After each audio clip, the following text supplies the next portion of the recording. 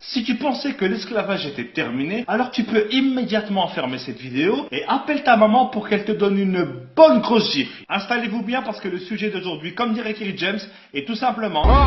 Aujourd'hui, on va parler du franc CFA. Alors déjà, première blague. CFA, ça veut dire colonie française d'Afrique. Je sais pas si vous vous rendez compte, ils ont une monnaie qui porte comme nom colonie. Ils auraient très bien pu l'appeler ferme-la et donne-moi tout, ça aurait été pareil. Mais il y a quelques temps, ils se sont dit, c'est vrai que colonie française...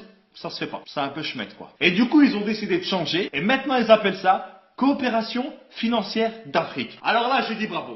Là, je dis bravo. Là, c'est excellent, c'est excellent. Je pense que ce changement, ça a été le plus gros jeu de t'emmerde de l'histoire. Non, mais parce que changer uniquement le nom d'un truc pareil, ça sert à rien. C'est comme si moi, demain, je m'appelle Jean-Marc. Mais même si je m'appelle Jean-Marc, mon visage, lui, il te donnera toujours envie d'appeler la police. Donc cette monnaie, elle est utilisée dans 14 pays, pour plus de 100 millions d'habitants. Et devinez où est-ce qu'on imprime les billets? En France. Donc la France, à elle toute seule, dans 2 villages paumés que personne ne connaît, fabrique une monnaie dont dépendent 100 millions de personnes. Donc si demain, Jean-Jacques le Révolté avec ses copains, ils font grève, parce qu'en France, la grève, c'est limite une religion, eh ben t'auras 100 millions de personnes qui seront peut-être dans la merde. Mais attends, c'est pas tout. Les pays qui utilisent le franc CFA, ce sont les seuls pays au monde qui payent un impôt à un autre pays. Chaque année, ils sont obligés de donner 50% au trésor public français. Déjà que la France, elle exploite à fond et depuis des années les ressources de ces pays, et en plus, ils doivent donner la moitié de ce qu'ils gagnent à des mecs qui n'ont même pas levé le petit doigt. C'est comme si tu venais chez moi, que tu me volais tous mes meubles et que en plus tous les mois je dois te donner la moitié de mon salaire. Sans parler du fait que hier soir tu avais déjà cambriolé mes grands-parents. Il y a 3 banques centrales africaines qui gèrent l'économie et la vie de millions de personnes. Et devinez qui est-ce qui a un droit de veto dans chacune de ces banques? Sera la France. Donc si un jour un pays comme le Mali décide d'emprunter de l'argent à une de ces banques pour faire un pont pour son peuple, et ben à ce moment-là il y a un mec qui vient du fin fond de Roubaix, que personne ne connaît,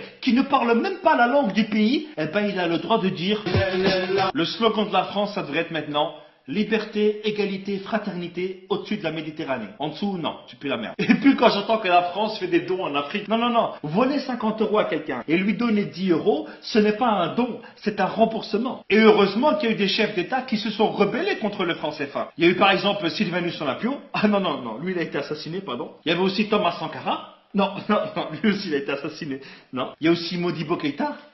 Non, lui il est mort en prison, pardon. Je crois que je vais arrêter là. Récemment, François Hollande est allé à Bamako. Et je pense que sur une échelle de 1 à 20 sur le manque de respect, je pense qu'on doit être à 1000 ou à 2000. Regardez. Cher Président, cher Ibrahim, j'ai été très sensible aux mots que tu as bien voulu prononcer. Alors déjà, depuis quand est-ce qu'on appelle un président par son prénom? Et depuis quand est-ce qu'on tutoie un président? Mais c'est quoi ce manque de respect? Tu crois que c'est ton fils? Mais bon, pas grave. Regardez la suite. Quand la France est en Afrique, elle ne cherche pas à exercer une influence. La France ne cherche pas à influencer l'Afrique, mais la monnaie de ces pays, la colonne vertébrale d'un pays, dépend entièrement de la France. Non mais là j'en ai marre, il se fout vraiment de notre gueule ce mec. Elle ne cherche pas à peser sur les choix politiques d'un pays. Quoi? Combien de chefs d'État africains ont été destitués par la France? Et encore moins à capter ses ressources. Non, c'est bon, je me tire, c'est bon. J'ai l'impression que plus c'est gros, plus ça passe. La France, elle est là aujourd'hui uniquement grâce aux ressources de l'Afrique. La France, elle a comme ressource naturelle que le vent et la pluie. Et si la France ne s'intéresse pas à tout ça, qu'est-ce que vous faites à chaque fois en Afrique? Vous savez, à chaque fois qu'un président français va en France, c'est uniquement pour vérifier les stocks et voir si les employés travaillent bien. Aucun pays ne peut prendre son indépendance s'il ne gère pas lui-même sa monnaie. C'est pas possible. Je ne peux pas nourrir ma famille et m'occuper de mes enfants si tu voles à chaque fois dans mon frigo et que tu gères mon argent. Le franc CFA, c'est un système qui est mis en place uniquement pour aider le peuple français. Voilà les amis, c'est ici que s'achève cette vidéo. J'espère qu'elle vous aura plu. C'est l'une des vidéos les plus compliquées que j'ai eu à faire. Donc je compte sur vous pour partager un maximum cette vidéo. Parce qu'aujourd'hui, en 2017, il y a encore de l'esclavage, mais économique cette fois. Donc voilà les amis, je compte sur vous. Et n'oubliez pas, comme dirait ma grand-mère, qui vole à neuf se fera d'excellentes omelettes. Ciao! On oublie seulement une chose, c'est qu'une grande partie de l'argent qui est dans notre porte-monnaie vient précisément de l'exploitation, depuis des siècles, de l'Afrique. Pas uniquement, mais beaucoup vient de l'exploitation de l'Afrique.